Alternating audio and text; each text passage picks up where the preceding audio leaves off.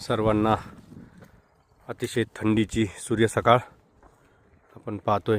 या ठिकाणी आम्ही आलो आहे आज परत टेकडीवर आणि टेकडीवर येऊन आपण लावलेल्या 20 फुटी झाडाला खूप लोकांनी त्रास दिला।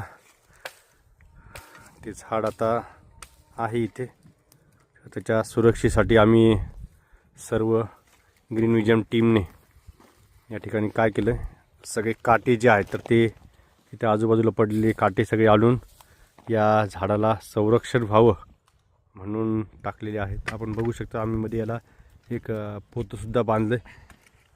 काही लोकांनी याचे साल्ट काढण्याचा प्रयत्न केला, पण आम्ही त्याला त्या ठिकाणी धुडकावून लावलं आणि बघू शकता आपण अतिशय मोठमोठाले काटे जे इथे होते। दमाने सर दमाने।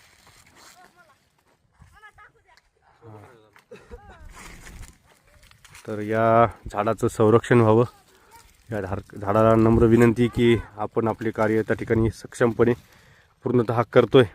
झाडानेही थोडा सपोर्ट दाखवला आणि इथल्या समजदार नागरिकांनी थोडीशी त्रास नाही दिला याला, तर निश्चितपणे हे झाड जे आहे ते येईल आणि एका मोठ्या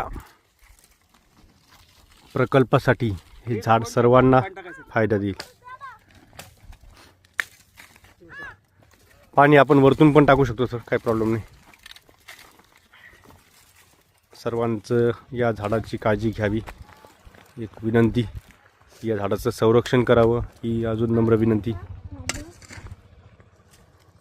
सगळेजण आलेले आज देवगुंडे सर, विराते सर, इकडे प्रशांतजी हरकळ, त्यांचा मुलगा अद्विक, रामेश्वर भाऊ आहेत, रामेश्वर भाऊ,